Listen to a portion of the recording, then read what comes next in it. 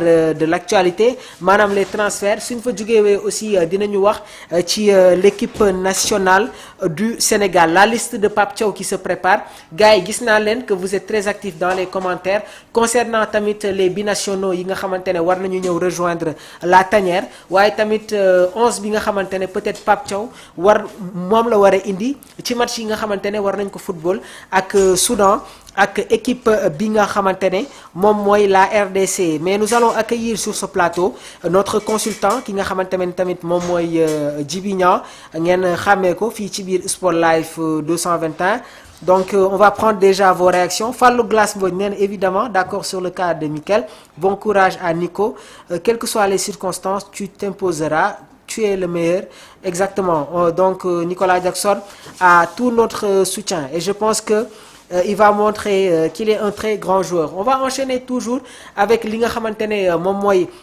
les divers de l'actualité à présent on va parler du mercato dañ koy commencer par cette information bi nga xamante ne dafay concerner Victor Gyökeres donc alerte info Arsenal passe aux phases finales de l'accord Victor Gyökeres après de nouvelles pourparlers jamono ji nag les négociations avancent pour Gyökeres déménagement alors que Arsenal est prêt à se rapprocher de 70 millions d'euros plus 10 millions d'euros d'ajout les pourparlers n'ont jamais cessé malgré les rapports d'arrêt et Gyökeres sont enfin très proches de rejoindre les Gunners une information qui a été donnée par Fabrizio Romano donc Victor Gyökeres l'attaquant du Sporting dina rejoindre équipe bi nga xamante ne moom mooy Arsenal autre défenseur bu nekk dans la Série A muy Sam Bekema nekkoon joueur bu doon football ci équipe bi di Bologne jot na signé un contrat avec l'équipe de Napoli donc équipe bi nga xamante ne moom mooy le Napoli ñi ngi renforcé wu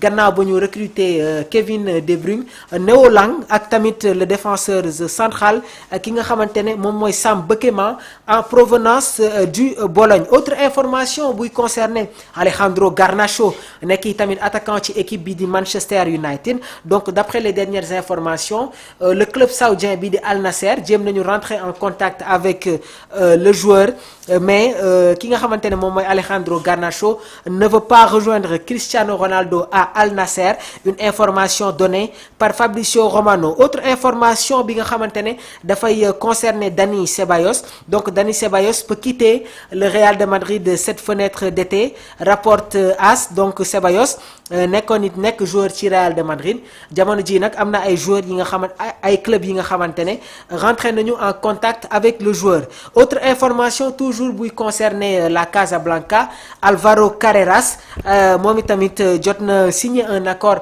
avec cette équipe du Real de Madrid donc Xavi Alonso am na un renfort de taille sur le poste d'arrière gauche donc Djiby Niang mi ngi fii ci bile plateau on termine rapidement avec les transferts et on va revenir aussi sur cette rencontre bi nga xamante ne amoon na sur la finale de la Coupe du Monde des clubs mais on va toujours rester avec les transferts Omar Sylla donc Bryan Mbeumo mi nga xamante ne ñi ngi ko doon évoqué du côté de l'Old Trafford 100% les détails ont été conclus donc le joueur va s'engager avec l'équipe de Manchester United en provenance de Brentford une information donnée par Fabrizio Romano autre joueur bi nga xamante ne xàmmee woon ngeen ko dans le championnat anglais muy Roberto Firmino nekk international brésilien passé par cette équipe de Hoffenheim laata muy ñëw Liverpool donc moom itamit demoon na fële dans le championnat saoudien donc d'après les dernières informations un accord a été conclu par l'équipe d'Al Sadd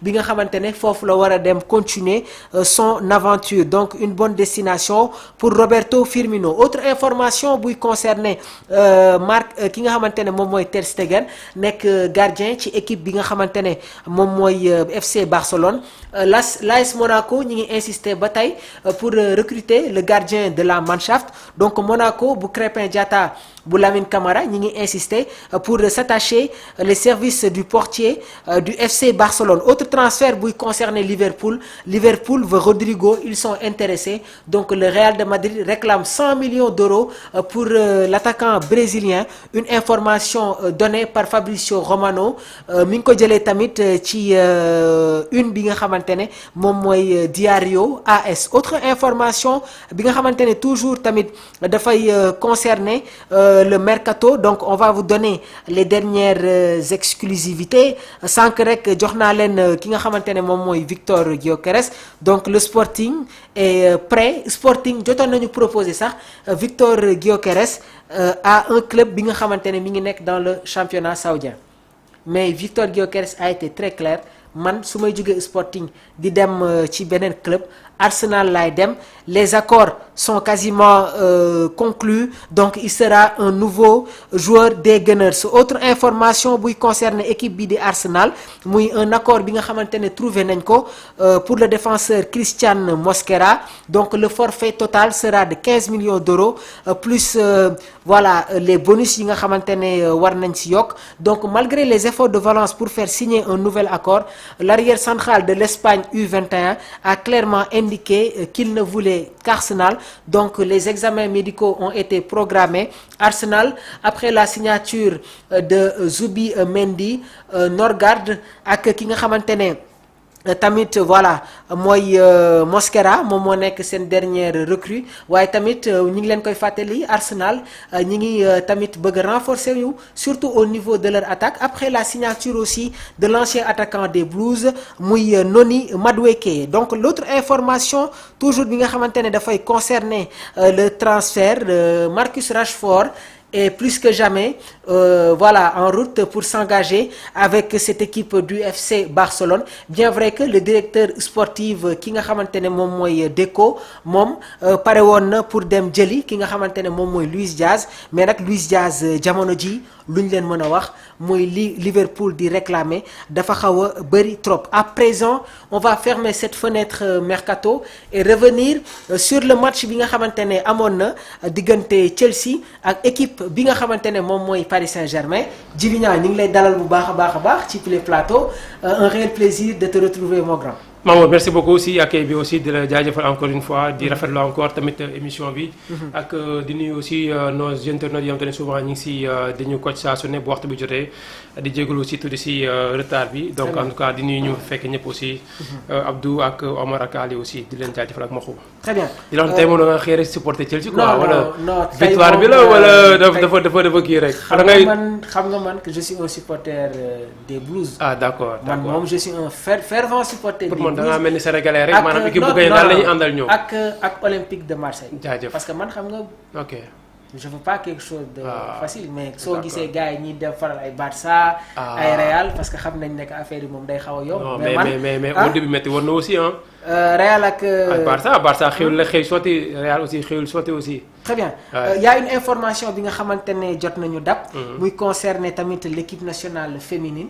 Donc d'après les dernières informations l'équipe nationale s'est qualifiée pour les quarts de finale avec la défaite de la Tunisie avant ñu ñëw sur cette coupe du monde des. D'accord noonu la demee Sénégal mujj na qualifié ko donc si quart de finale yi. Très bien. Donc après la défaite contre le Maroc.